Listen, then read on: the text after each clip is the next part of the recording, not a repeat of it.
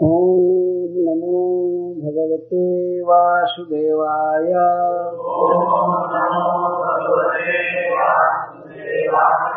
ओम नमो भगवते वासुदेवाय।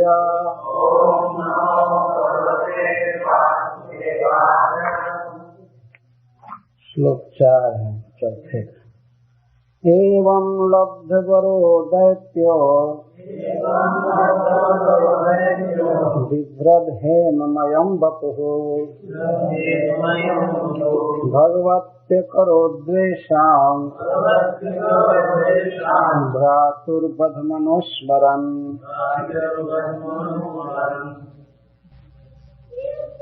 एवं इस प्रकार जैसा पहले कहा गया, लब्ध वरः जिसे ब्रह्मा जी के द्वारा वर प्राप्त हुआ, दैत्यः दीति का पुत्र हिरण्यकशिपु, बिभ्रत् धारण किया हुआ, हेममयम् जिसकी कांति हेम स्वर्ण के समान थी, वपुः देह भगवती भगवान में भगवान के प्रति, अकरोत् करने लगा, द्वेषां द्वेष शत्रुता, भ्रातुः अपने भाई हिरण्याक्ष के, वधाम वध का, अनुस्मरण निरंतर स्मरण करता हुआ।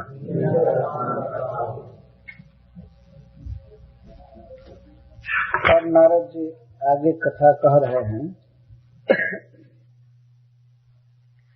एवं लब्ध वरः दैत्य, इस प्रकार लब्ध वरः ब्रह्मा जी से वर प्राप्त किया दैत्य हिरण्यकशिपु, और उसी वर के प्रभाव से उसका शरीर स्वर्णमय था, हेममयम्। ऐसे उसकी हड्डी या चाम या रक्त ये सब सोना के नहीं थे, सोने जैसी कांति थी, शरीर की चमक सोने जैसी,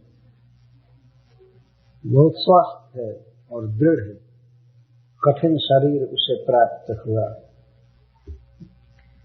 तो इस प्रकार जब शरीर में बल बढ़ गया और भी निर्भय हो गया, तो भगवती द्वेषम अकरोत्, भगवान में द्वेष और करने लगा शक्ति बढ़ने से।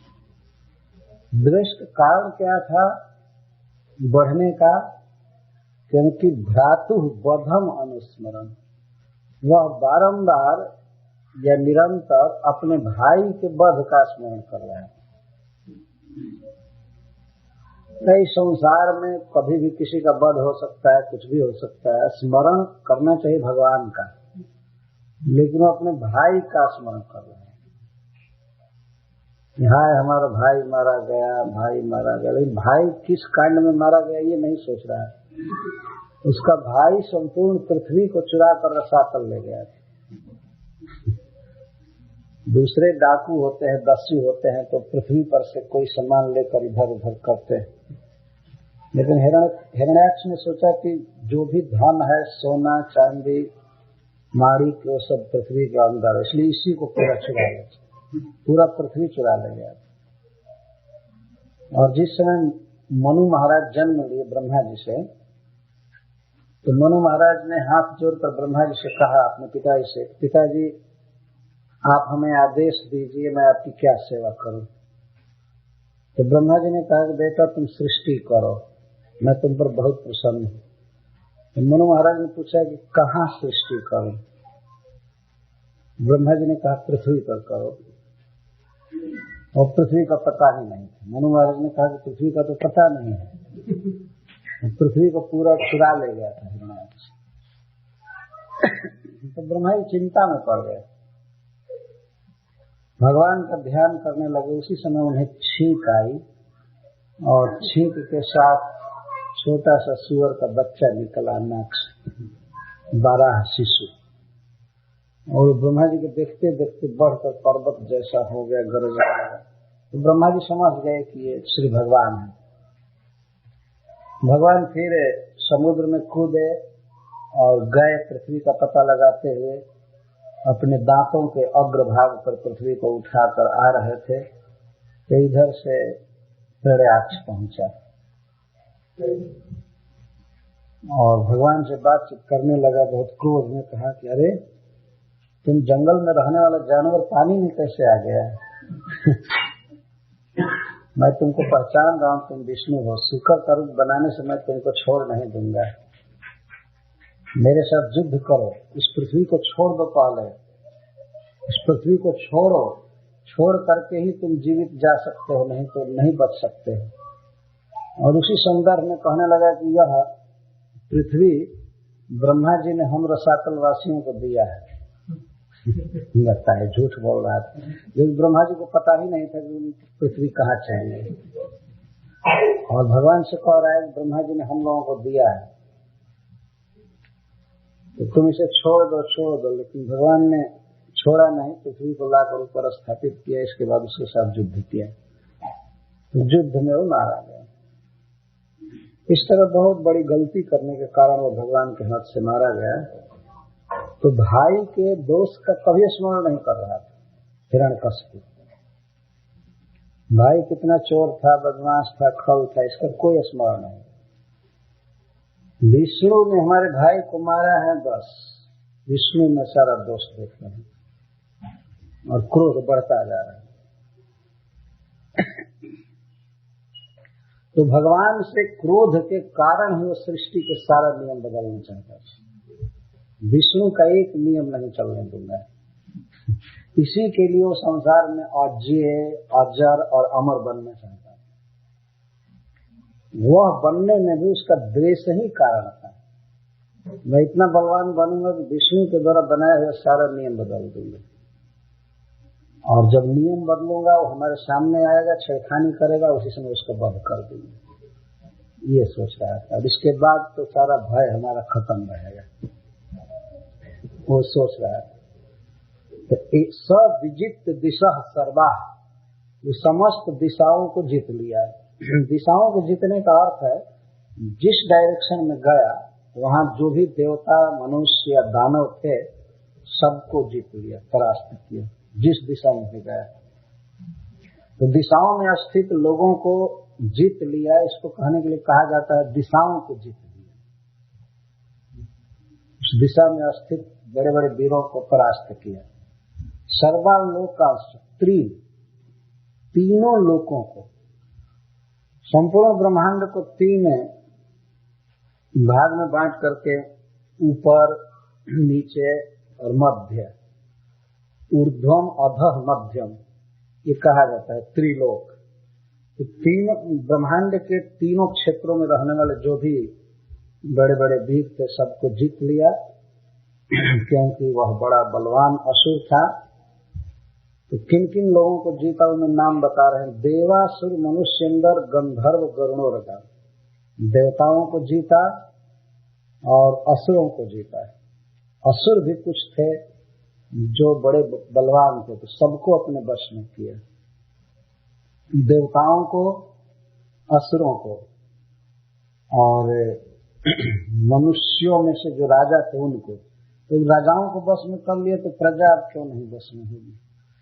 तो मनुष्यों को, गंधर्वों को और गरुड़ को और बड़े बड़े सर्पों को, सिद्धों को, चारणों को, विद्याधरों को, ऋषियों को, पितरों को और मनुओं को, जक्षों, रक्षों, पिशाचों, भूतों, प्रेतों, सर्व सप्तपति जीता। यहाँ तक कि जगत में जितने भी प्राणियों के नेता थे सबको वशम आनिए विश्व जीते। विश्व को जीत लिया, सबको अपने वश में कर लिया। जब भगवान सिंहदेव आविर्भूत हुए और हिरण्यकश्यप का वध कर दिए, उसके बाद सब देवता लोग आकर भगवान की स्तुति कर रहे थे दूर से। कोई कह रहे थे सरकार हमसे हिरण्यकश्यप पालकी ढोवाता था, हमारा ये कर दिया, हमारा ये कर दिया। केवल 3 लोगों को छोड़ करके सबको नाको दम कर दिया था, तो ब्रह्मा विष्णु और शिव 3 को छोड़ करके और सबकी हालत बिगाड़ दिया हिरण्यकश्यप। तो वही यहाँ पर नारद जी वर्णन कर रहे हैं, किसको किसको बस में लिए। बसम आनीय विश्व जीत, संपूर्ण विश्व को, विश्वस्थ वासियों को अपने बस में कर लिया। जहार लोकपाला नाम स्थानानि सहते सा, और 8 लोकपाल हैं इस ब्रह्मांड में, जिसमें वरुण, अग्नि, कुबेर, चंद्रमा, सूर्य इत्यादि हैं, इंद्र। तो इनके जो जो पावर थे और इनके स्थान, इनके लिए भगवान ने जगह बनाया है स्थान, उस सब स्थान छीन लिया और पावर छीन ली, सारा डिपार्ट। और ये लोग बस छुट्टी पर हो गए, जाओ। एक दिन मालिक थे जगत के, अब कुछ नहीं रहे, अब सब नौकर हो गए हिरण्यकश्यप के। स्थान भी छीन लिया, पद भी छीन लिया सब। और वो जैसा ऐसा नहीं कि भीख मांग करके और से तेज से बिना युद्ध किए सब लोग छोड़ छाड़ करके चले। जिसको जो आज्ञा करता था वही ये देवता लोग करते थे, इतना प्रचंड व्यक्ति थे। कहाँ रहता था इसका वर्णन नारद जी करते हैं। देवोद्यान श्री आजुष्टम अध्यात्म त्रिविष्टकम महेंद्र भवनम साक्षात् निर्मितम विश्वकर्मणा त्रैलोक लक्ष्माय तन अध्युवासाखिल अर्धिमत। यह महेंद्र भवन में रहने लगा, महा इंद्र का भवन। इंद्र का भवन ऐसे ब्रह्मा जी के लोक से इंफीरियर है, लेकिन ब्रह्मा जी का जो लोक है वह मंदिर जैसा है, उसमें भोगों की सुविधा नहीं है, उसमें त्याग है, तप है, भक्ति है। लेकिन इंद्र का जो भवन है उसमें सब प्रकार के प्रकारनालियां भरे हुए भोगों के लिए, बहुत सजावट है और ऐसी ऐसी वस्तुएं हैं जो संकल्प मात्र से फल देती हैं। जैसे उस भवन में कोई व्यक्ति बैठा और उसे इच्छा हो कि हम ये चीज खाएं, तो इच्छा होते हुए वस्तु हाजिर हो। कोई फोन नहीं दबाना पड़ता कहीं से मंगाने के लिए, फोन नंबर से ऐसे नहीं करना पड़ता। आजकल बहुत से रेस्टोरेंट है, गेस्ट हाउस, होटल है, जहाँ पर संकल्प से तो नहीं, लेकिन कम से कम कुछ फोन करने से, बटन दबाने से कोई लाता है थाल में सामान। ऐसी व्यवस्था है ना। मैं अपने बॉम्बे मंदिर में सबसे पहले इसको देखा। कोई चीज चाहिए तो आप फोन कीजिए तो सेवक आ जाता था, क्या चाहिए तो ये चाहिए, जाकर के लाता था। लेकिन संकल्प मात्र से कि आप मन में सोचिए और वस्तु हाजिर हो जाए, ऐसा कहीं नहीं है। मन से चालित होने वाली मशीनें अब तक नहीं बनी है। वॉइस से चालू होने वाली है मशीन, आवाज से चालू हो जाती है। वो टेप रिकॉर्डर भी बंद रहता है और आवाज से चालू हो जाता है। लेकिन मन से चालू हो जाए, हम कुछ मन में सोचे और बस हो जाए, ऐसी मशीन अब तक नहीं बनी। कि बनी है कहीं? कहीं न कहीं टच करना पड़ता है अथवा आवाज करनी पड़ती है तब वो काम करता है। लेकिन महेंद्र भवन में, इंद्र के भवन में या देवताओं के और भी भवनों में कोई भी वस्तु संकल्प से प्राप्त हो जाती है। कुछ भी चाहिए तो ऐसा वो भवन है, और उसका निर्माण साक्षात विश्वकर्मा जी ने किया है। विश्वकर्मा जो विश्व के सबसे बड़े शिल्पी हैं, स्वर्ग के मिस्त्री हैं, तो और भवन भी बहुत से बनाए गए हैं, तो उनके डायरेक्शन में बनाए गए हैं, और लोग बनाए हैं। विश्वकर्मा जी साक्षात नहीं बनाए हैं, लेकिन इंद्र का जो भवन है वो अपने हाथ से बनाए हैं। साक्षात विश्वकर्मणा निर्मित। बहुत सुंदर है। और देवोद्यान श्रिया, देवताओं के 4 वन हैं, नंदन, सर्वतो, भद्र, विभ्राज, चैत्र रथ, 4 वन। वो इंद्र की राजधानी अमरावती के चारों तरफ वन है, तो जिनमें देव वृक्ष लगे हुए हैं। वैसे वृक्ष इस पृथ्वी पर नहीं है। ये सब वृक्ष तो हम लोग देखते हैं सब 3rd क्लास के हैं, इनमें न कोई फल है न फूल है, कुछ नहीं, वे किसी काम के नहीं, ज्यादा से ज्यादा लकड़ी दे सकते हैं। लेकिन देवताओं के वृक्ष हैं, वो केवल फल ही नहीं देते हैं, वो कल्प वृक्ष हैं। कल्प का संकल्प होता है, संकल्प कहिए चाहे कल्प कहिए। कल्प का अर्थ होता है इच्छा, डिजायर। प्रभुपाद ने डिजायर ट्री अनुवाद भी किया है हमेशा। तो कल्प वृक्ष का मतलब संकल्प वृक्ष।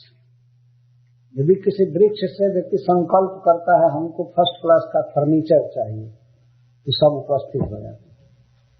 खूब सुंदर कपड़ा चाहिए, गद्दा चाहिए, कुर्सी चाहिए, ये फ्रिज चाहिए, कुछ भी चाहिए, वृक्ष दे देता है। ये भागवत के 5म स्कंध में लिखा गया इस प्रकार के वृक्ष। और इधर के वृक्ष से तो और छोड़ दीजिए, केवल फल मांगिए तब भी दुर्लभ। वो कहे हमको खट्टा ही फल दो लेकिन कुछ दो, वो क्या करेगा? तो पूरे अमेरिका के लोग आ करके यहाँ किसी वृक्ष को हाथ जोड़े पूजा करे कि हमको दो, वो क्या देगा? उसमें जो है वही देगा, और क्या दे सकते हैं? लेकिन देवताओं के लोक में ऐसे वृक्ष हैं, तो ऐसे वृक्षों से सुशोभित वहाँ के गार्डन है।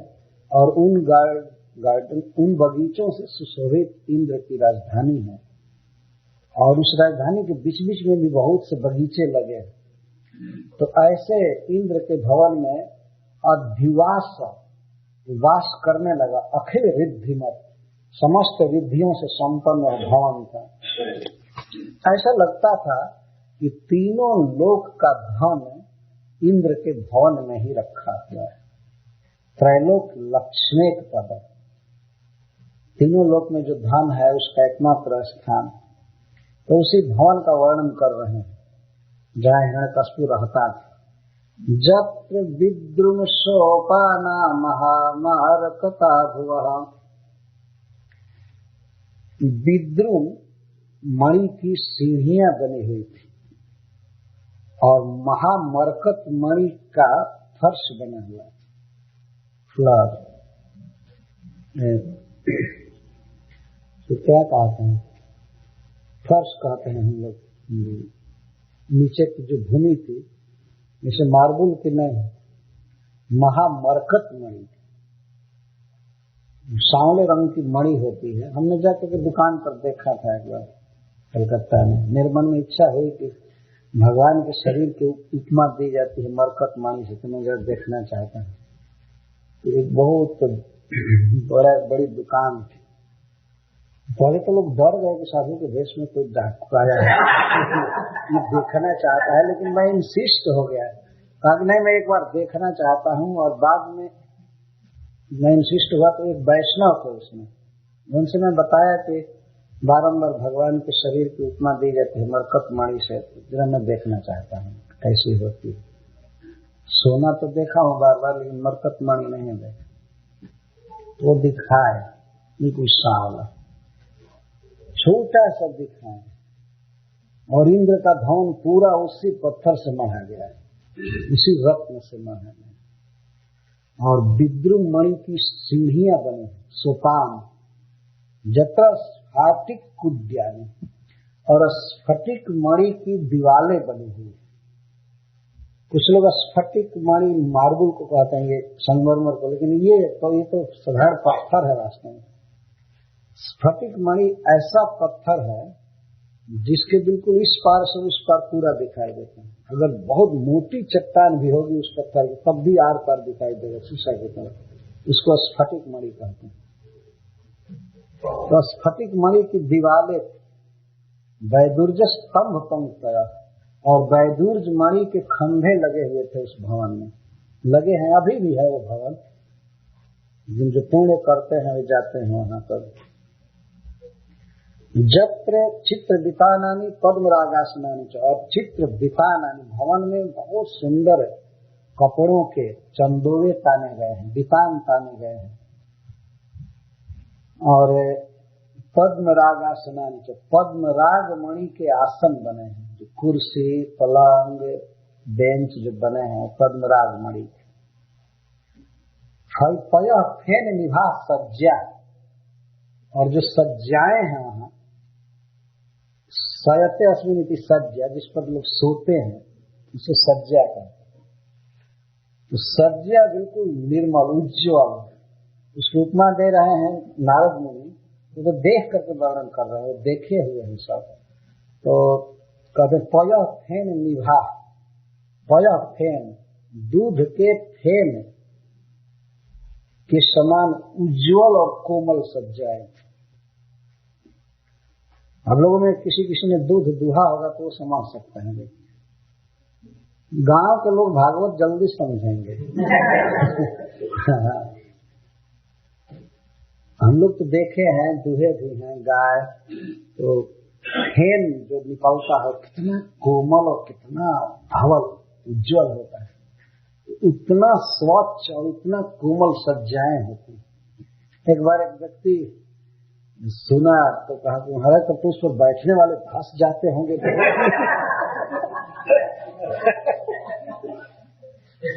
तो इतना कोमल सज्जा, दूध के फेन के समान और स्वच्छ, इस प्रकार की सज्जाएं हैं स्वर्ग में। और मुक्ता दान परिच्छदा, मोती की मालाएं उस भवन में सब जगह लटकाई गई। जय तो भवन का वर्णन हुआ, और भवन का सार क्या है?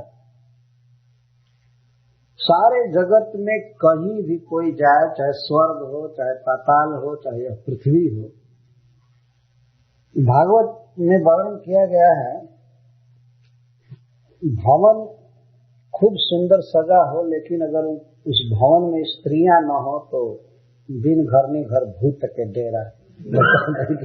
यदि उस घर में स्त्री न हो तो वो घर भूत का डेरा माना जाएगा, चाहे कितना भी सजा हो। तो अब स्त्रियों का वर्णन कर रहे हैं कि उस भवन में कैसे स्त्रियां रहती थी। कुजद भी नूपुर दिव्य शब्दयंत्यास्तः रत्नस्थलीषु पश्यन्ति सुदति सुंदरम मुखम। उसे भवन में जहां तहां देवियां घुमा करती थी। स्त्रियों से भरपूर वह स्वर्ग लोक है। उनका वर्णन करते हैं, उनके नूपुर शब्दयंत, बहुत से अलंकार धारण करती हैं, विशेष करके चरण में नूपुर और हाथों में बलय कंगन, ये सब आवाज करते रहते हैं, जहाँ चलती हैं वहाँ आवाज करती हैं। और रत्न स्थलीसु, दीवालों में और नीचे भी फर्श पर भी वे अपने सुंदर मुख को देखा करते हैं, उन्हें दर्पण की आवश्यकता नहीं पड़ती। इतनी दीवालें स्वच्छ हैं कि उसमें अपने सुंदर मुखम, अपने सुंदर मुख को देखा करते हैं। सुदति, सुंदर सुंदर दांत वाली स्त्रियां, ये स्त्रियों का वर्णन किया गया। तस्मिन महेंद्र भवने महाबलो महामनो महामना निर्जित लोक एक रात, उसी महेंद्र भवन में यह रहने लगा है। तो उसी में कीर्तन करता तो अच्छा होता है, लेकिन वो केवल भोगों के लिए रहने लगा। तस्मिन महेंद्र भवन, उसी महेंद्र भवन में महाबलो, महाबलवान, महामना, और भोगों के प्रति जिसके मन में बहुत उत्साह था वो रहने लगा। निर्जित लोक, समस्त लोगों को बस में कर लिया था। और एक रात अकेला सम्राट था, रे में रमण करता था उस भवन में। रमण कई तरह से होता है, जैसे झूला झूलना या गीत सुनना, कुछ खाना पीना, कभी मन में आता था तो पलंग पर सो जाता था। इस तरह से देह के सुख में पड़ा हुआ। और सब लोग इसके चरण की वंदना करते थे। कौन कौन? रेने भी वंद्यान जुगम जुग सुरादि, देवता आदि सभी इसके चरणों की वंदना करते थे। नारद आदि भी आकर के वंदना करते थे। नारद जी खुद कहते हैं कि मैं उनमें प्रधान था उसकी सेवा करने वालों में। तो हम लोगों की सेवा क्या थी, हम लोग वीणा बजा बजा कर उसका गुण गाया करते थे। नारद जी तो जानते थे कि भगवान का पार्षद है इसलिए गाओ कोई बात नहीं। तो देवता आदि सब सेवा करते थे। प्रताप तय ऊर्जित चंद्र शासन, क्योंकि सब डरते थे इसके उग्र शासन से, हाजिरी देते रहते थे सरकार मैं आपकी सेवा में हूँ, आपकी सेवा में हूँ, आपकी सेवा में। इस तरह का शासन। तमंग मत्तम मधुनोरुगंधिना विवृत ताम्राक्षमस्थिस धिष्णता उपास तोया यंपाणी भीर बिना त्रिभिस्तपोजो बलौज सांपदम। यह प्रायः बहुत उत्कट गंध वाली मदिरा पी करके बिल्कुल मत्त रहता है। इस संसार में बहुत बहुत भोग हैं, लेकिन स्वर्ग की भी दशा बता रहे हैं। हिरण्यकश्यप स्वर्ग में भी गया है तो शराब नहीं छोड़ा है। तो देवता लोग शराब नहीं पीते हैं, वो दूसरा बहुत विशुद्ध रस पीते हैं। लेकिन यह उरुगंध है, मधुना उरुगंधिना, जिसमें बहुत सुंदर गंध थी, उस सुगंधित मदिरा को पी करके मत्त रहता है प्राय। और उसके कारण विविध ताम्राक्ष, इसकी आंखें तांबे के समान लाल रहती थी, घूमती रहती थी, मदिरा पी करके रहता है। और अशेष धिष्णता, और जितने भी लोकपाल थे और सब लोग थे, सब अपने हाथों में विविध उपहार की वस्तुएं लेकर इसे प्रणाम करते थे, इसकी सेवा करते थे। त्रिभीर बिना, केवल तीन के बिना, मतलब ब्रह्मा विष्णु और शिव को छोड़कर बाकी सब लोग। तब शंकादिक तो आ ही गए इसमें, जिन लोगों ने साथ दिया था वैकुंठ में जाकर के, वे अब यहाँ पर हाजिरी लगा रहे थे। वे लोग जय बोल रहे थे, पूजा कर रहे थे हिरण्यकश्यप की, वहां प्रणाम नहीं किए। तो कल कई साल तक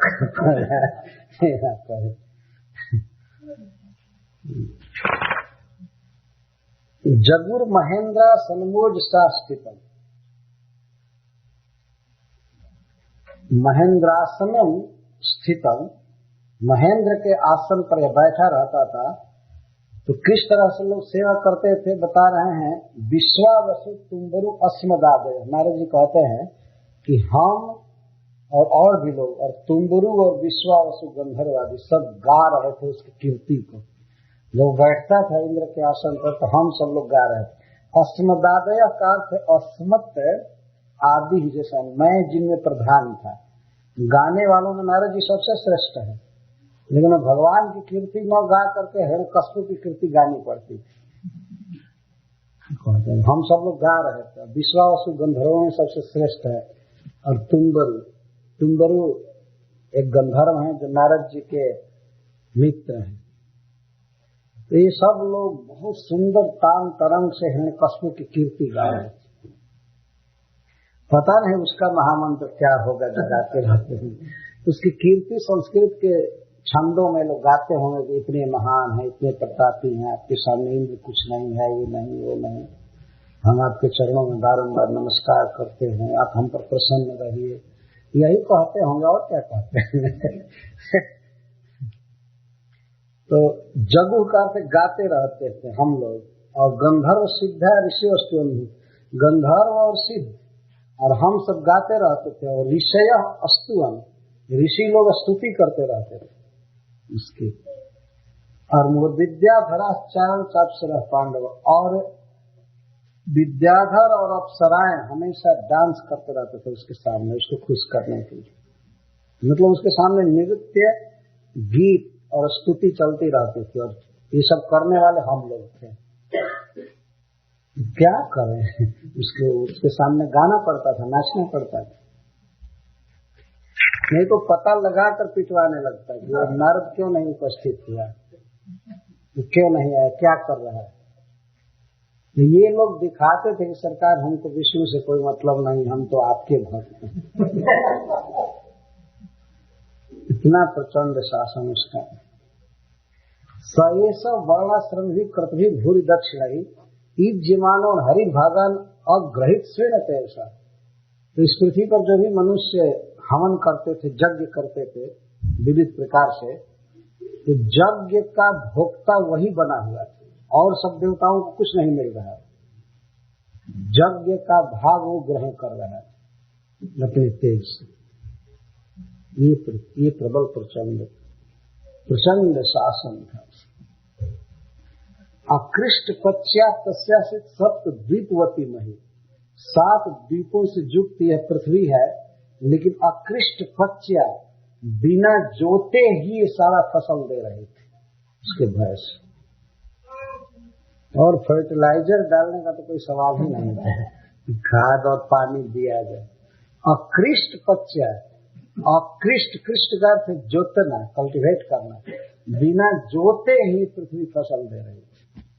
और सब जगह कोई भी 1 इंच भी जगह नहीं था जो कि बंजर रह जाए। बंजर भूमि में भी पैदा देना होता था। केवल अनाज ही नहीं और भी बहुत सी चीजें देनी पड़ती थी। तथा काम दुधा गाव, गौएं जितनी इच्छा होती थी उतनी दूध देती थी। गौएं मनमाना दूध देती थी और नाना चल कदम में। और आकाश को भी देना पड़ता था कुछ। आकाश से जो कुछ भी होता है, जैसे वर्षा होना और सब चीज, तो समय पर वर्षा होती थी और जितना पानी चाहे उतनी ही वर्षा होती थी।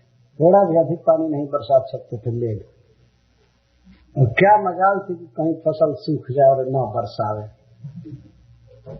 कहना नहीं पड़ता था, इसके भय से सब लोग कार्य कर रहे थे। रत्नाकराश्च रत्न उभा, रत्नाकर समुद्र अपने तरंगों से रत्न ला करके तट पर डाला करते थे हिरण्यकश्यप के डर से। एक भी व्यक्ति एक बार डुबकी नहीं लगाया होगा रत्न खोजने के लिए। समुद्र इतना डरते थे इससे। अपने रत्नों को अपने लहरों से लाकर तट पर जमा कर देते थे, जिसको जो जरूरत थी ले जाता था। और नदियां भी, तत्पत्नियां, समुद्र की पत्नियां नदियां भी विविध प्रकार के रसों को और अपने उर्मियों से लाते थे। रत्न और विविध प्रकार के रस और कमल पुष्प आदि खिलाते थे। क्षार सिधु घृत क्षौद्र दधि क्षीर मृतोदका। और नदी और समुद्र कैसे हो गए थे? किसी सरोवर में या समुद्र में केवल अमृत भर गया, कहीं केवल घी भर गया।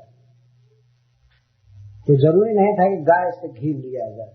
नदियां डर के मारे घी दे रही थी, मधु दे रही थी, दूध दे रही थी, अमृत दे रही थी। ये समझ में नहीं आता है क्या भय था और कैसे नदियां दे सकती हैं। लेकिन जब नारद जी कह रहे हैं कथा में, तो सब बातें सब भय से सब दे रहे। शैला द्रोणी विराट क्रीडम सर्वर्तु गुणांद्रमान। और पर्वत जो थे उनकी जो घाटियां थी, गुफाएं थी, हर एक समय फिट रहती थी क्रीड़ा के लिए। और जितने भी वृक्ष थे वे सभी ऋतुओं में सब प्रकार का फल फूल दे रहे थे।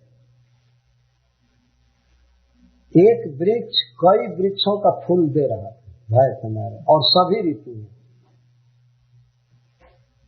सब समय जरूरत थी फूल को, इसीलिए फूल देना पड़ता था। फल दधार लोक पाला नाम एक पृथक गिराना, अकेले ही समस्त लोकपालों का तेज धारण करता था। जैसे कहीं व्यक्ति सारा मंत्रिमंडल अपने हाथ में ले ले, किसी को मंत्री न रहने दे, मिनिस्टर स्वयं ही सारा विभाग ले, ऐसे कभी कभी लोग होते हैं।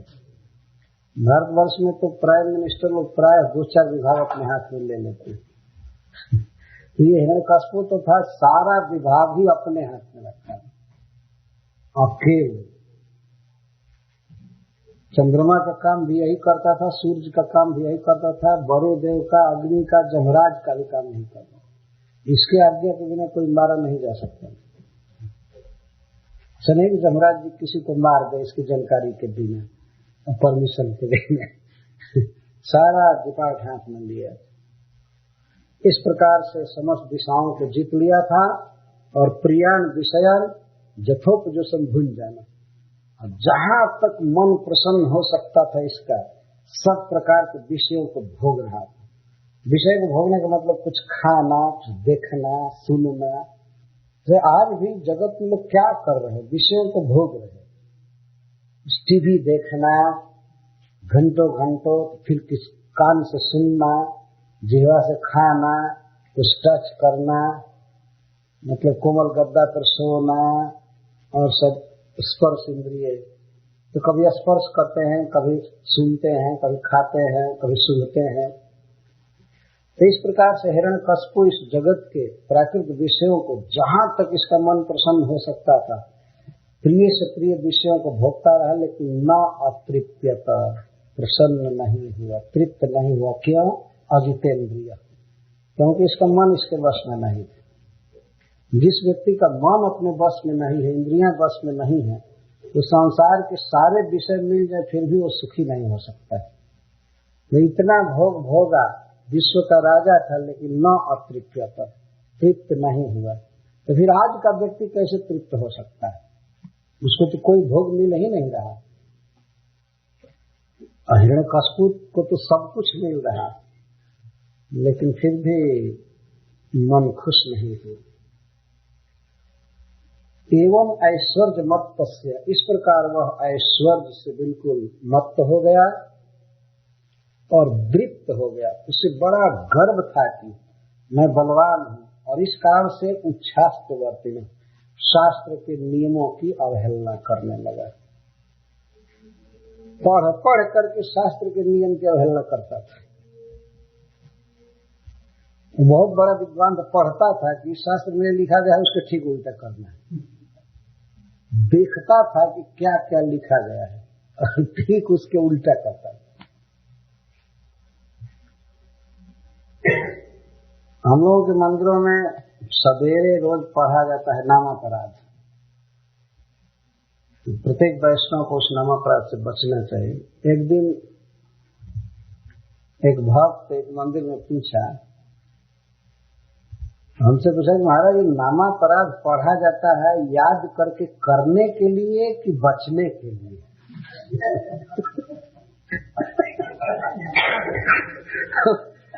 अजीब अजीब प्रश्न। ये रोज पढ़ा जाता है, ताजा ताजा रहे, याद रहे, 200 अपराध करने के लिए कि बचने के लिए? तो मैं तो उसके प्रश्न ही पढ़े नहीं समझा क्या कह रहा है।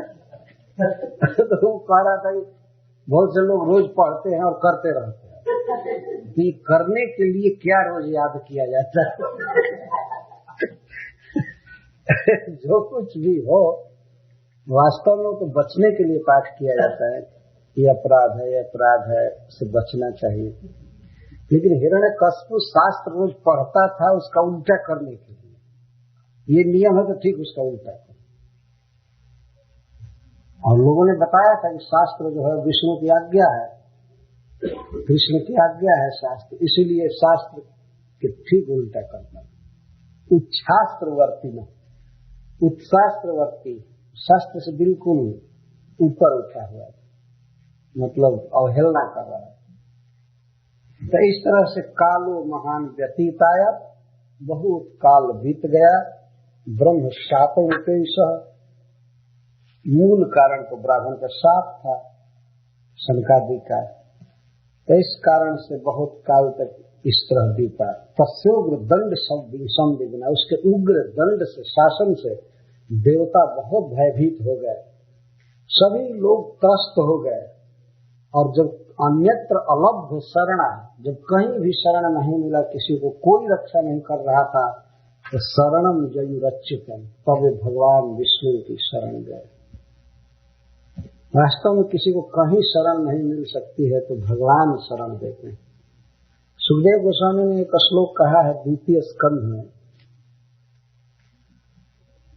तो कहते हैं क्यों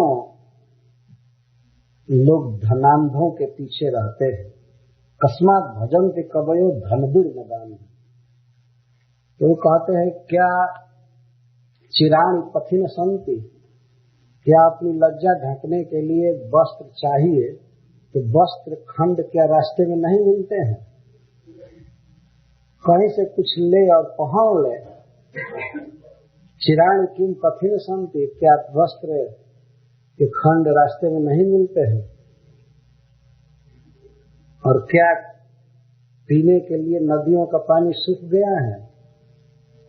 पीने के लिए पानी बह रहा है नदियों का, रहने के लिए पर्वतों की गुफाएं हैं, खाने के लिए वृक्षों में फल हैं, और न सही मान लीजिए सब में फल वृक्ष फल नहीं दे रहे हैं, नदियों का पानी पोल्यूटेड हो गया, जो कुछ भी हो गया, या पर्वतों की गुफाएं नहीं रही, वस्त्र भी नहीं रहे रोड पर। अमेरिका के रोड पर तो एक भी छूता नहीं मिलेगा, वस्त्र कहाँ से मिलेगा? भारत में कम से कम मिलता है। हम राजस्थान गुजरात में देखे तो कई वृक्षों में ऐसे कपड़े लटका कर छोड़ दिए गए। कोई सन्यासी पहनना चाहे, लज्जा ढकना चाहे तो उसको आसानी से वस्त्र मिल जाए, लेकिन अंत में कहते मान लीजिए कुछ भी न मिले। क्या भगवान कृष्ण भी अपने शरणागत का भरण नहीं करते हैं? क्या वो भी छोड़ दिए है? ऐसा तो है नहीं। तो और कहीं नहीं शरण मिले किसी को तो भगवान कृष्ण तो हैं।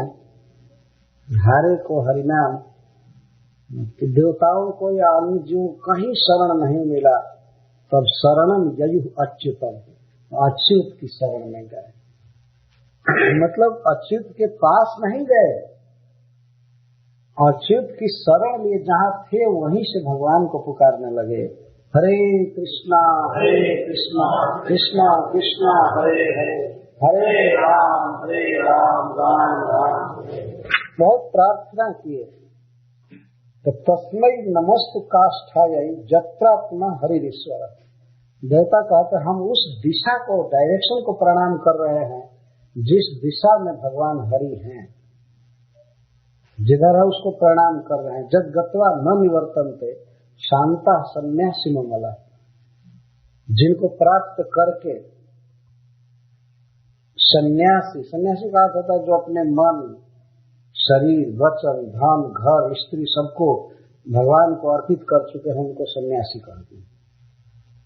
तो भगवान को समर्पण करने वाले शांत और निर्वाही लोग जिस लोक को प्राप्त करके फिर इस जगत में नहीं लौटते हैं, भगवान के उस धाम को हम प्रणाम कर रहे हैं जहाँ भगवान रहते हैं। बारंबार यही कह रहे हैं। इस प्रकार से संयत चित्त होकर और निर्मल रह करके और बहुत दिन तक सोए नहीं देवता, विनिद्रा वायु भोजन, बहुत दिन तक सोए नहीं और हवा ही भोजन कर रहे हैं। वायु भोजन का मतलब जिनका भोजन केवल हवा, सांस भर ले रहे थे, इसका मतलब यह वायु कोई खाएगा क्या? सांस ले रहे थे बस, खाए पिए नहीं, बहुत काल तक जगे रहे और इस प्रकार से उपतस्थ ऋषिकेश भगवान की आराधना की। देवता थे लेकिन इनको भोजन नहीं मिल रहा था, विनिद्रा और सोए नहीं। तो बिना सोए और बिना खाए जो भगवान की भक्ति करेगा, भगवान क्यों नहीं प्रसन्न हो जाएंगे? अब तो लोग खा करके भी नहीं कर रहे हैं।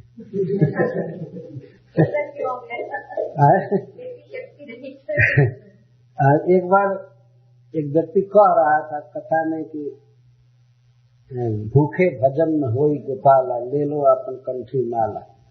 कोई व्यक्ति कह रहा है कृष्ण से, गोपाल जी से कि भूखे भजन नहीं होगा, अपनी माला कंठी ले लो। तो हम लोगों पर व्यंग कर रहा है, ये तभी तक आप लोग कर रहे हैं जब तक खाने को मिल रहा है। मैं कहा कि तुमको खाने को नहीं मिला है क्या? कभी तुम भूखे मर रहे हो, तुम क्यों नहीं कर रहे हो? जब भूखे भजन नहीं होगा तो खा करके करो। मैं कहा तुमको आज तक भोजन नहीं मिला है क्या? तुम खा करके करो, हम लोग तो भूखे भी करते हैं। क्या एकादशी को हम लोग भजन नहीं करते हैं? एकादशी को तो और 25 माला करते हैं। भूख, गुरु पूजा है, आरती है, जप है, भूख में भजन नहीं करते हैं क्या? बल्कि हम लोग तो देखते हैं खाने के बाद भजन नहीं होता है, खाने के बाद आलस आ जाता है, सो जाते हैं। भूख में अच्छा भजन होता है, ये देखा गया सत्य है। तो देवता लोग भूखे रहकर भजन किए, विनिद्रा और बिना निद्रा के, और भगवान के उपतस्थ का अर्थ है नाम उच्चारण किए, स्तुति किए। अरे वह भक्त कितना धन्य है कि मान लीजिए उसे भूख भी लगी है और रात में नींद भी आ रही, लेकिन निद्रा छोड़ करके और हरे कृष्ण कृष्ण कृष्ण हरे हरे, हरे राम राम राम हरे हरे जपता जा रहा है, जपते जपते भोर हो जाए। वो सो करके उतना सुख प्राप्त नहीं करेगा जो जप करके उसे सुख की अनुभूति होगी, है ना। ये हम लोगों ने देखा है करके, किस तरह से सवेरा होने पर 1 मिनट सोए नहीं लेकिन सवेरे आनंद की अनुभूति होती है। अरे आज की रात भगवान के स्मरण में कीर्तन में बीत गई। तो देवता लोग बहुत काल तक इस तरह बिना भोजन के और बिना सोए भगवान का कीर्तन करते रहे। तो तेसाम आविर्भूत वाणी अरूपा मेघ निःसुना, तो उनके समक्ष एक अरूपा बोलने वाला दिखाई नहीं दे रहा था, लेकिन मेघ के समान गंभीर वाणी में यह आवाज हुई जो 10 दिशाओं को गुंजा रही थी। मतलब भगवान बोले, भगवान के मुख की ध्वनि बादल के गर्जन के समान है। तो बादल गरजता है तो उसको माइक की जरूरत नहीं पड़ती है बहुत दूर तक आवाज फैलाने में। पहले के लोग ऐसे बोलते, अब बोली बहुत कम हो गई, इसीलिए ये सब लाउड स्पीकर आदि की जरूरत पड़ती है। तो सन्नादयन्ति ककुभ, दिशाओं को प्रतिध्वनित करती हुई आवाज आई। साधु नाम अभयंकरी, और वह वाणी कैसी थी जो सज्जनों को निर्भय कर रही थी। भगवान बोले आकाशवाणी में, मां भयष्ट विबुध श्रेष्ठा सर्वेषां भद्रमस्तु। हे देव श्रेष्ठ, आप भय मत करो, सबका कल्याण हो। मद दर्शनम ही भूता नाम सर्वश्रेयोपपत्तये, मेरा दर्शन, मेरा ज्ञान जीवों के सब प्रकार के कल्याण का कारण है। आप जिससे उद्विग्न हैं उसकी दुरात्मता को, उसकी दुष्टता को मैं जानता हूँ। आकाशवाणी कह रहे, मतलब भगवान कह रहे, ज्ञातम एतस्य दौरात्म्यम, एतस्य दौरात्म्यम, एतस्य हिरण्यकशिपो दौरात्म्यम दुष्टता ज्ञातम, इसकी दुष्टता मुझे मालूम है, मुझे ज्ञात है। आप लोगों की प्रार्थना के पहले से ही मुझे इसकी दुष्टता ज्ञात है। यह दैत्यों में अधम है। तस्य शांतिं करिष्यामि, मैं उसे शांत करूंगा, उसका वध करूंगा। कालम तावत प्रतीक्षा, तो तब तक आप लोग प्रतीक्षा कीजिए। अब समय बहुत शीघ्र आएगा जब मैं उसको शांत कर दूंगा।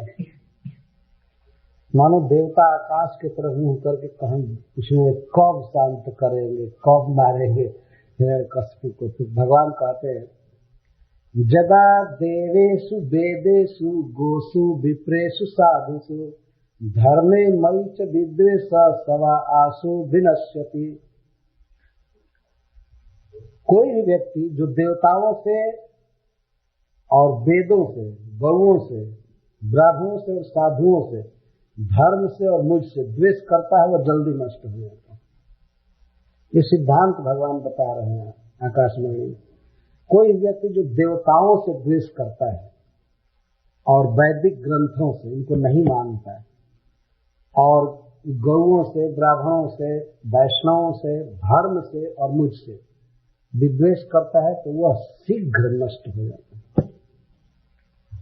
तो यह तो कोई खास टाइम नहीं दिया भगवान ने, स्पष्ट बताइए कि कब हिरण्यकशिपु मरेगा। तो भगवान कहे साथ कि निर्वैराय शांताय स्वसुताय महात्मने प्रहलादाय जदाद्रुह्ये धनिष्येति वरोर्जितम्। जिस समय यह अपने पुत्र को मारना चाहेगा उसी समय मैं उसको मार दूंगा। किस पुत्र को?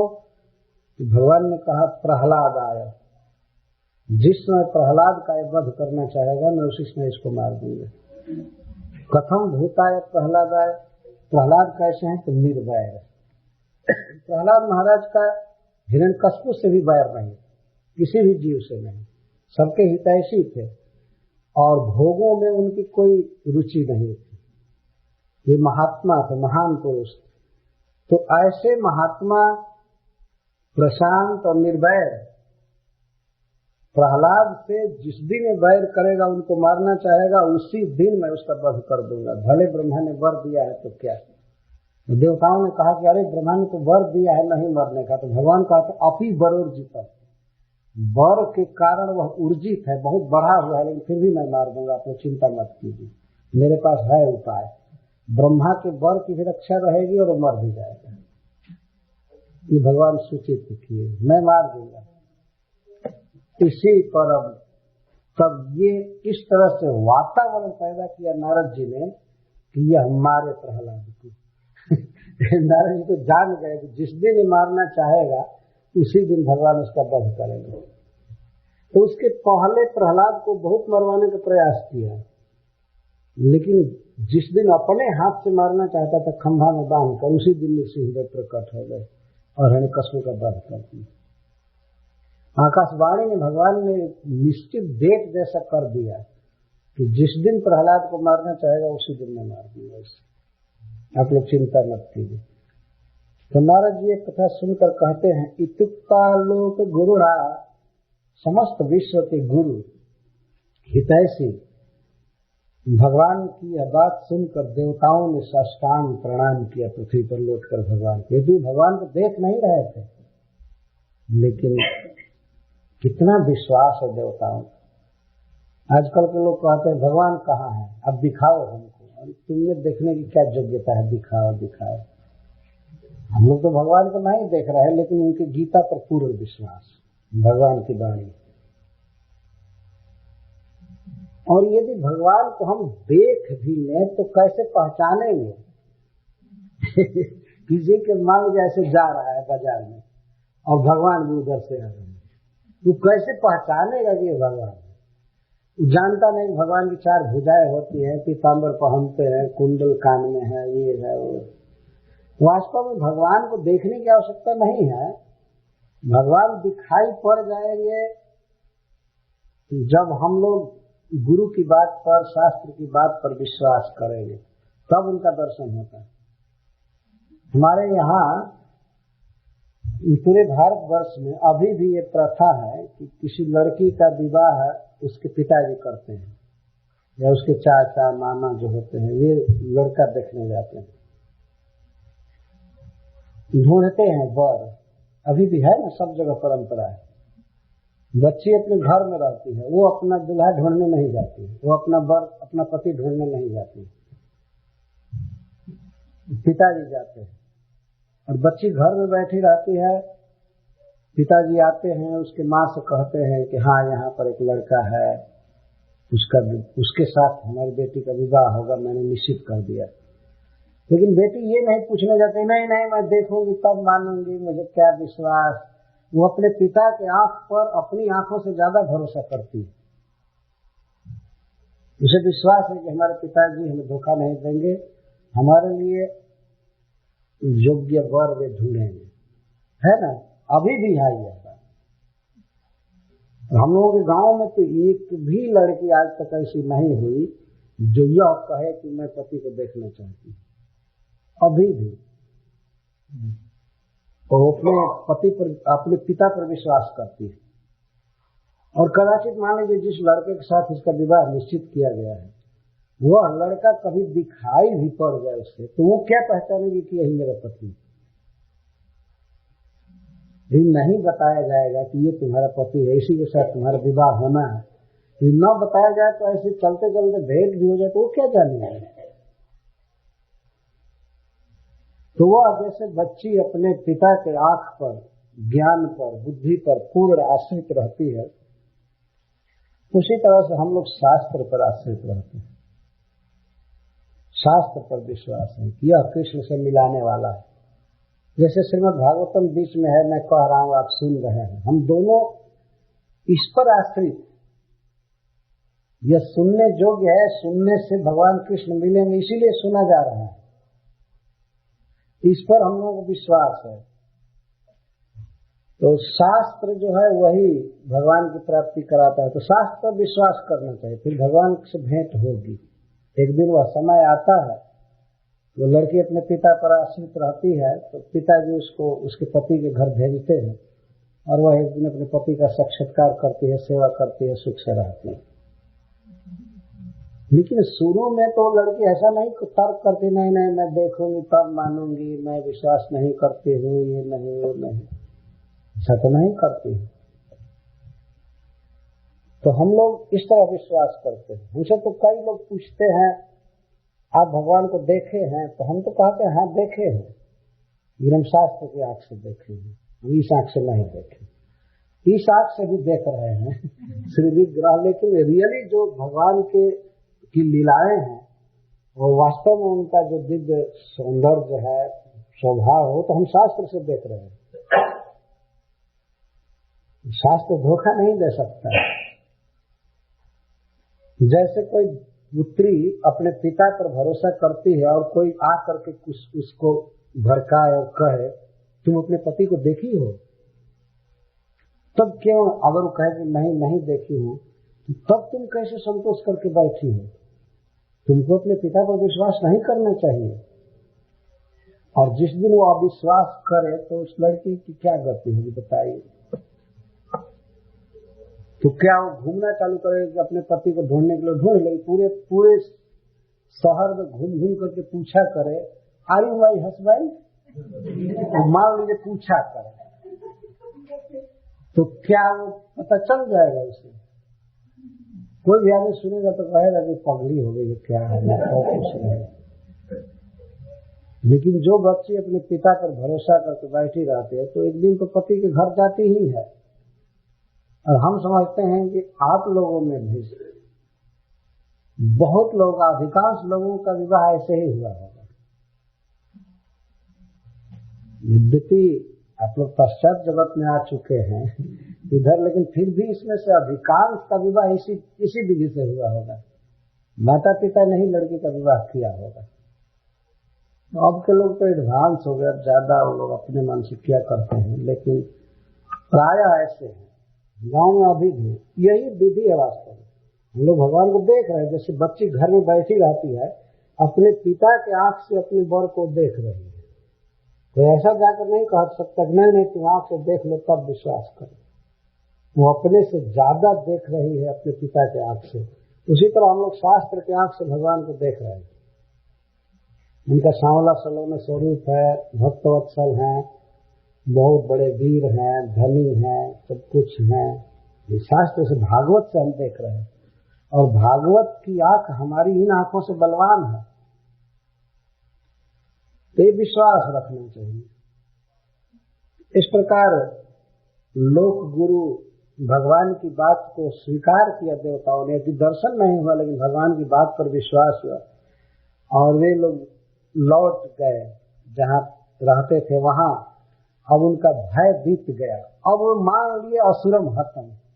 भगवान ने जब कह दिया कि मैं मारूंगा तो ऐसा मान लिए कि वो मर चुका है ऐसा मान लिए, मेनिरे च असुरम हतम। अभी मरा नहीं है, लेकिन मान लिए कि वो मर ही गया। जब भगवान कह दिए तब अब कोई बात नहीं। तो इस प्रकार हिरण्यकश्यप के तप का वर्णन किया गया और उसके उग्र शासन का, और भगवान की वाणी का। अब आगे प्रहलाद महाराज के गुणों का वर्णन किया जाएगा कल से। जो टॉपिक यहाँ चलने वाला था वो कल से आ गया। प्रहलाद महाराज के गुणों का डायरेक्ट वर्णन होगा। हरे कृष्ण, जय श्री। और कोई प्रश्न है?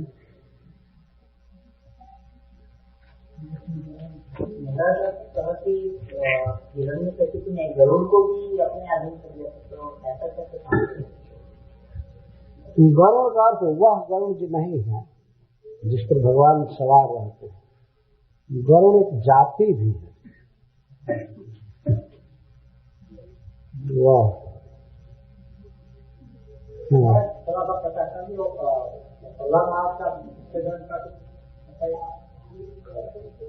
पिछले जन्म का हमको कोई खास मालूम नहीं है।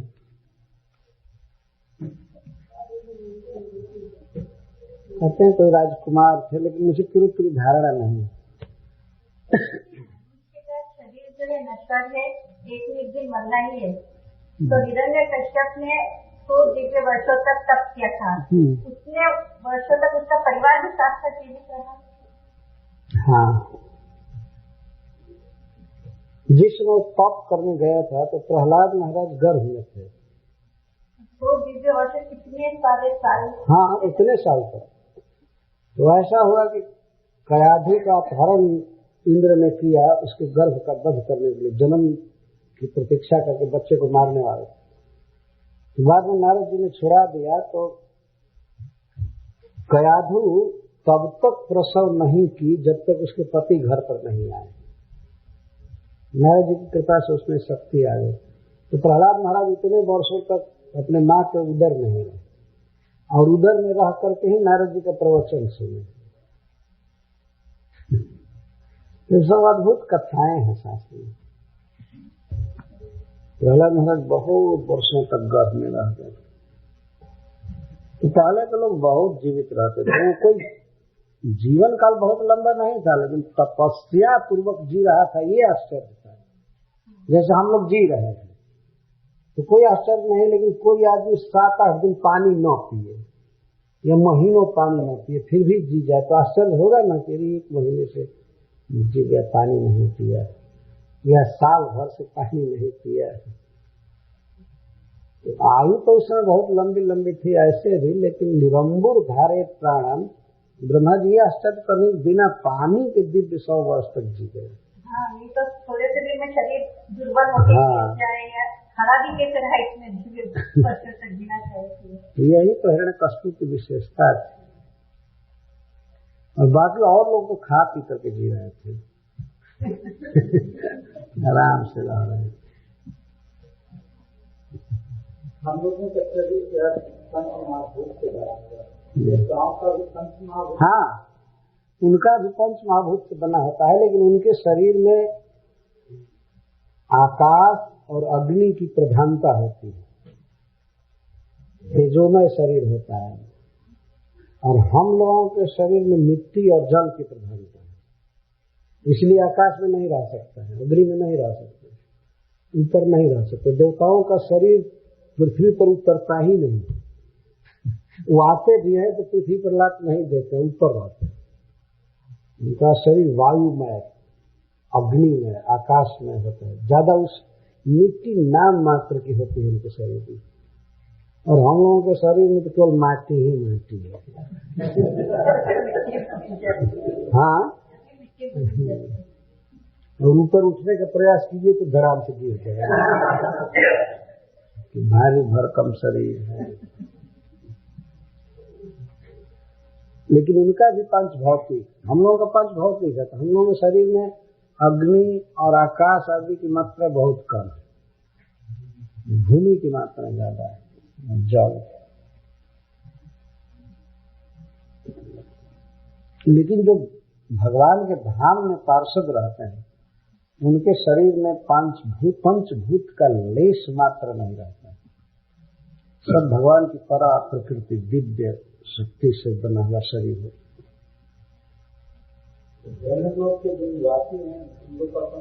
हाँ, सबका। आप ब्रह्म भुवना लोक का पुनरावर्ती होती है। ब्रह्मा के लोक में भी जो लोग हैं उनका शरीर भी पांच भौतिक है, लेकिन है बड़ा सूत्री है। और पांच भौतिक तो मिट्टी का ढेला भी पांच भौतिक है और सोना का एक टुकड़ा भी पांच भौतिक, लेकिन दोनों में बहुत अंतर है ना। एक मिट्टी का बना हुआ ईंट है और कहीं सोना उतना बड़ा मिल जाए किसी को, है वो भी पांच भौतिक ही, लेकिन उसमें अग्नि की प्रधानता है, सोना है, तो उसका मूल्य बहुत ज्यादा है। जितनी वस्तुएं हम लोग देख रहे हैं, हमारा शरीर और सब कुछ, ये तो पांच भौतिक ही है, लेकिन इसी में किसी का दाम ज्यादा है, किसी का उपयोग ज्यादा है, किसी का कम है, किसी का कुछ है। और सब लोग वहां जूता निकाल करके आ गए, लेकिन अपने पास अगर रुपया पैसा सोना चाहिए हो तो वहां निकाल कर आएंगे नहीं। अगर बाई चांस पर्स छूट जाए तो व्याकुल हो जाएंगे, वहां वो भी पांच भौतिक है। लेकिन फिर भी उसका वैल्यू ज्यादा है। तो उसी तरह देवताओं का या ब्रह्मलोक में जो शरीर है बहुत उत्कृष्ट शरीर, मतलब भौतिक दृष्टि से, भजन की दृष्टि से मनुष्य शरीर सबसे अच्छा है। इसका उपयोग करना चाहिए, नहीं तो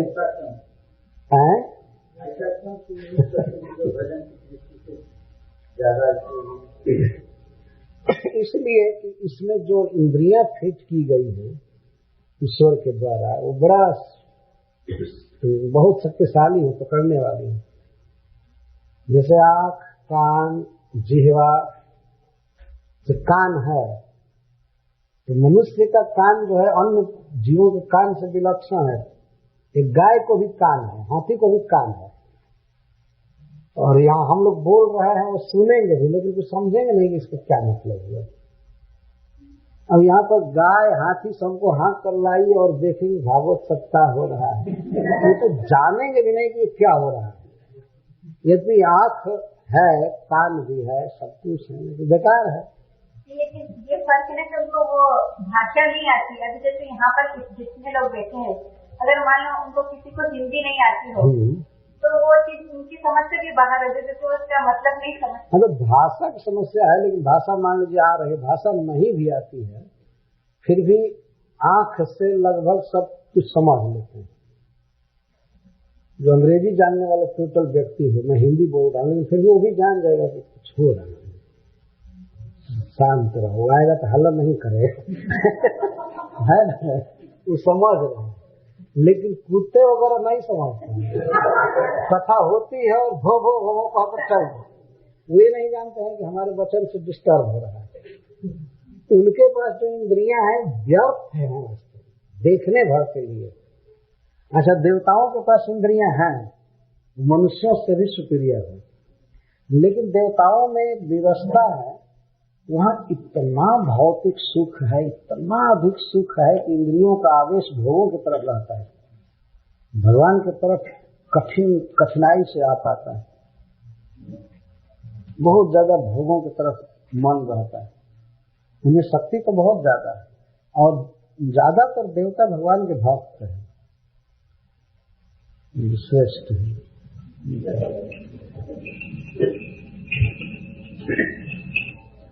अब देखिए, पर्दा खींचा गया तो सबका मस्तक झुक गया, लेकिन कितना भी उम्र का हाथी हो या गाय हो, बैल हो, वो क्या जानेगा कि इस पर्दा खींचने का क्या मतलब।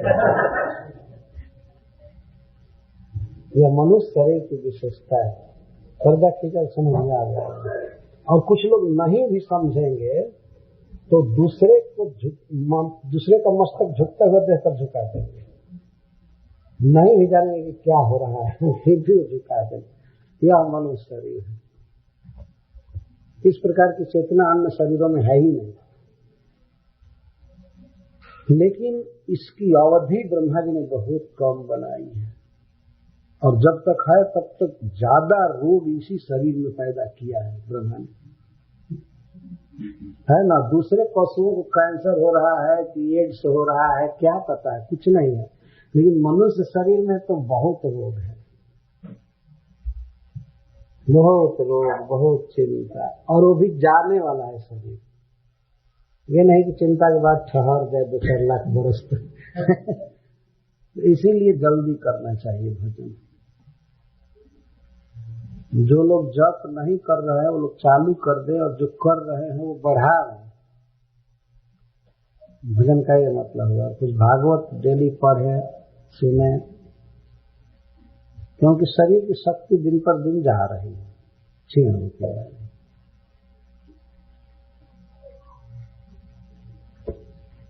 और कोई प्रश्न है? देवताओं का शरीर भी छूटता है तो उनका क्रिया करूंगा।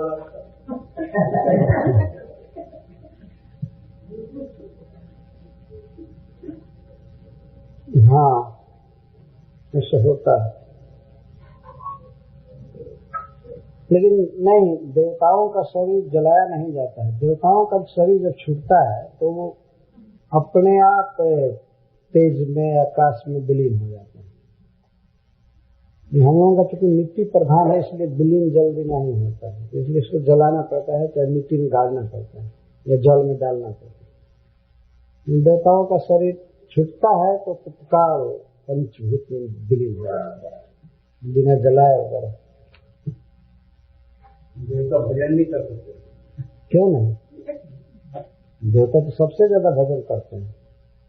वो चाहते हैं कि खुद मनुष्य में जाए, तो सभी नहीं चाहते हैं, जो लोग मैनेजमेंट में हैं वे लोग चाहते हैं, उनको फुर्सत नहीं मिलती है। वो लोग सोचते हैं कि कब इस मैनेजमेंट से हटे, जाकर भारत में भजन करें।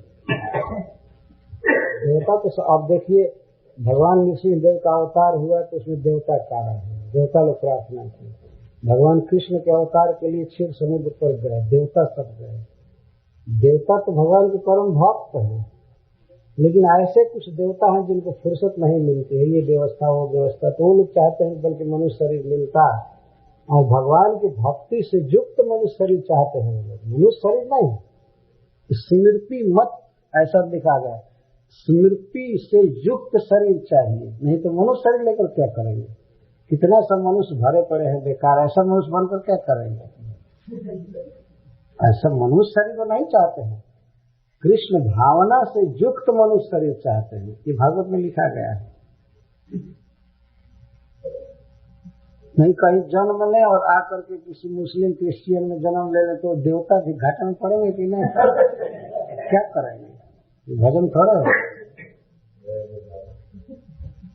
मनुष्य शरीर दुर्लभ नहीं है, कृष्ण भावना से युक्त मनुष्य शरीर दुर्लभ है।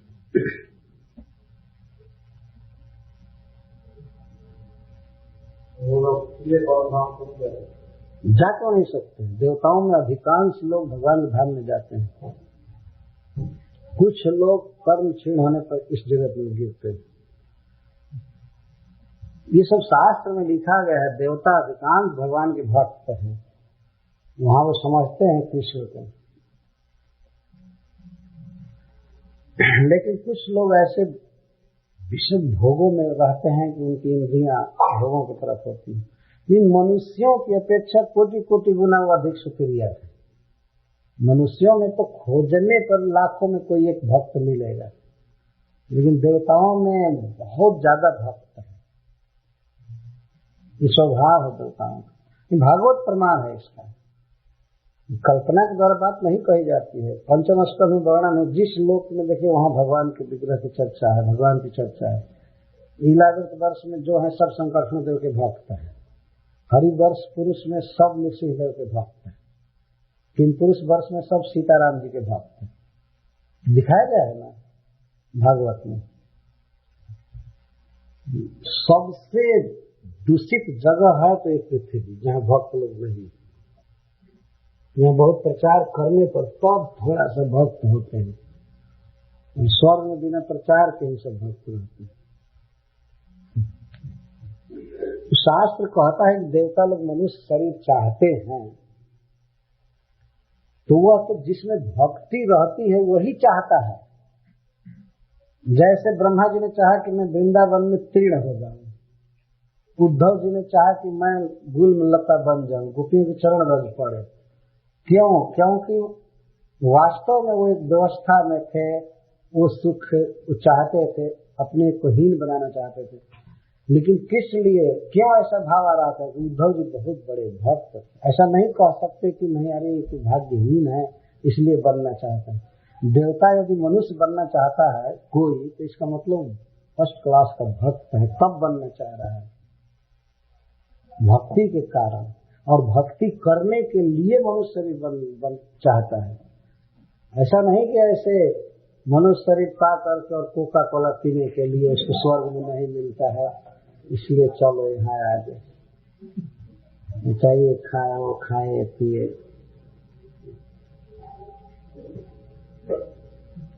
आपने बताया विष्णु के लिए ब्रह्मा हुए जी, विष्णु जी, हाँ कभी कभी वही भगवान अपने स्वरूप से ही ब्रह्मा का पद संभालते, कभी कभी शिव जी के पद पर भी वही रहता है, उनको सदा शिव कहते। और ज्यादातर योग्य जीव को भी उस पद पर बैठाते हैं, शक्तिशाली जीव इम्पावर्ड करके, कभी कभी स्वयं संभालते। मनुष्य दुनिया में व्यवस्था में पढ़ना ही पड़ता है। आप कहते हैं लोग व्यवस्था में होने के कारण व्यवस्था करनी पड़ती। हाँ तो वही तो है। अब तार का गिरा खजूर पर आके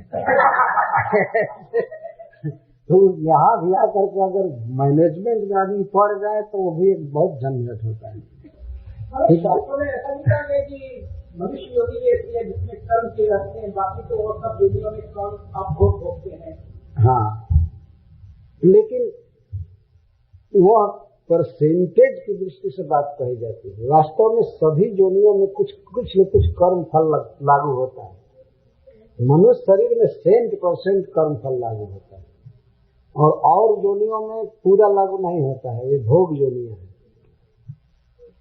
लेकिन कुछ न कुछ लगता है, पूरा फ्री नहीं है। और देवताओं का पर भी लगता है। देवताओं का जो शरीर है वो अभी भोग योनि नहीं है। जैसे देवताओं के लिए जो मनुष्य ने अच्छे कर्म किए हैं, जब वो समाप्त हो जाते तो फिर उनके कर्म के अनुसार हो या तो पृथ्वी पे आ जाते हैं या। लेकिन वहाँ पर जो कर्म करते हैं उसका फल भी उन्हें भोगना पड़ता है ना। जैसे स्वर्ग में गए थे नहुष महाराज, तो वे इंद्र की पत्नी के साथ संग चाहते थे। वो कर्म किया तो उस कर्म का दंड हुआ, वो सर्प बन गए। जिसका अर्थ देवता भी कर्म फल भोगते हैं। वो गलत कर्म किया तो साप दिया ब्राह्मणों ने और वो सर्प हो गए। स्वर्ग से भी अधोगति हुई या स्वर्ग से भी एलिवेशन होता है। तो देवताओं पर भी कर्म बंधन लागू है, केवल भोग योनि नहीं है वह। हाँ, और जो जीव हैं उनमें ज्यादातर भोग योनि है। कर्म फल क्या लागू होगा? गाय भैंस वगैरह पर क्या कर्म फल लागू होंगे? अगर उस सिंह से किसी को मार दे तो मजिस्ट्रेट उनको फांसी पर चढ़ाएगा। ऐसा तो है नहीं। या वो दूध दे रही हैं तो दान के रूप में नहीं माना जाएगा कि इसने दान दिया। अगर ये बात सच है कि मीरा जी सब अंत नहीं हुआ, भगवान में लीन हो गई। हाँ, क्योंकि वो भगवान के प्रिया थी। जो डायरेक्ट पार्षद थे भगवान की ब्रज के। राज घराने में विवाह हुआ था और मीरा जी। हाँ हाँ, ये बात है। मीरा जी जैसा उज्ज्वल कृष्ण प्रेमी बहुत कम हुए हैं इस पृथ्वी पर।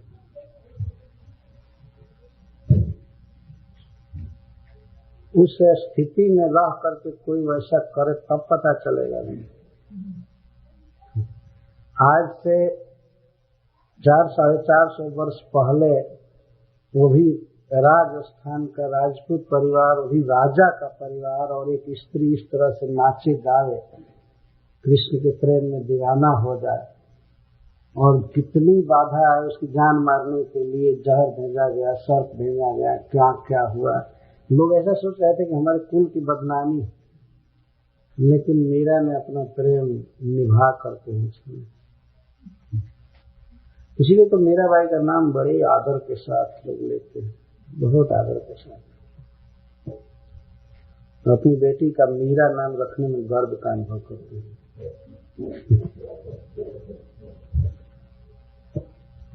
मीराबाई।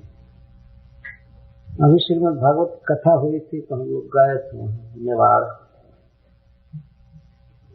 वो सब क्षेत्र देखे जिस क्षेत्र में मीराबाई हुई थी।